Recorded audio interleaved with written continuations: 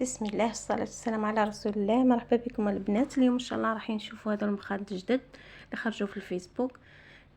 هذا المخاد فيهم الطول 70 سنتيم والعرض درت 50 سنتيم. هنا درت من القماش القماش الثاني درت منه هذو 4 قطع، زوج 2 قطع في مخدة واثنان في مخدة الثانية. راح يجوا بهذه الطريقه، ونحتاجوا هذا الفيزلين، ما على باليش واش اسمه، فيزلين، ونحتاجوا سوتيج. اللي يعرف الاسم تاع الفيزلين يحط لي في التعليقات. رايحين نبداو نديروا المخده، راح نديروها بطريقه سهله كامل، راح تجيكم سهله. انا هذه طريقتي، تبعوها راح تجيكم سهله.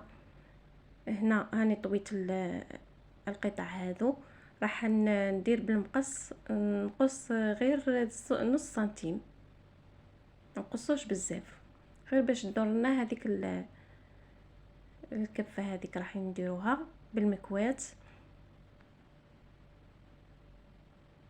شوفوا كيفاش يساعدونا هذوك اللي قصيناهم بشويه، راح يساعدونا في المكواة باش تطوي لنا هذيك الحاشيه.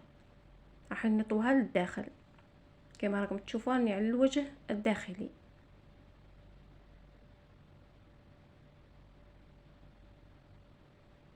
هكذا راح نكملوا القطع في 4، ديروا كامل القطع. هذا الموديل تحبوا ديروا الموديل اللي تحبوه، قصدي الرسمه اللي تحبوها. في اخر الفيديو راح نوري لكم الموديلات اللي تحبوا ديروه. هنا هاني طويت المخده تاعي على 4 قطع باش تساعدني، على 4 باش تساعدني. نحط المنتصف مع المنتصف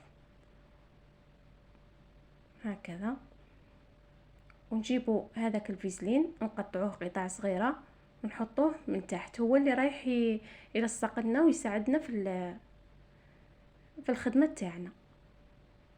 ما تحركناش هذيك القطعه الفوقانيه، ما تحركناش باش نقدروا نخيطوها مع بعض. شوفوا كيفاه راح يلصق.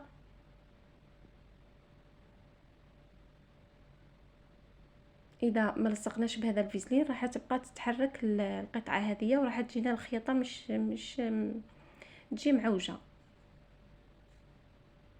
هكذا راح نديروا في الجهتين كذلك في المنتصف، ولازم يكونوا متقابلين.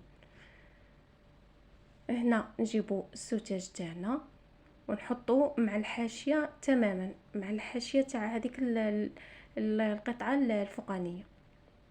نحكموا الخياطه، نحكموا القطعه التحتانيه مع السوتاج مع بعض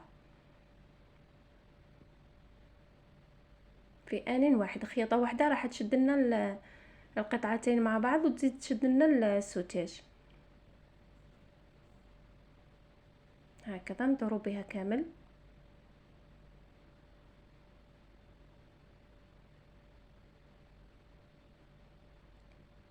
كما راكم تشوفوا هاني كملتها، ها هي مع الحاشيه تمام. ما تخلوش هذاك القماش راه يخرج على السوتاج.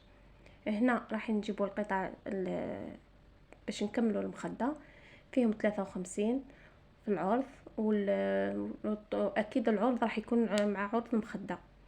نلصقوهم ونديروا اطار هكذا 2 سنتيم، حوالي 2 سنتيم. هاي المخده تاعنا واجده. اللي تحب دير بابيون في الوسط كما انا هني درت هنا بابيون غير في لي جوتي، راح تجي متحوفه ونفس الطريقه اللي جيتي درتهم. واللي ما تحبش تخليها كما هكا. نتمنى ان شاء الله تعجبكم الطريقه، واللي عجبتها الخياطات تخلي تعليق، واللي مش مشتركه تشترك في القناه وتفعل زر الجرس باش يوصلها كل جديد ان شاء الله. شكرا لكم، مع السلامه.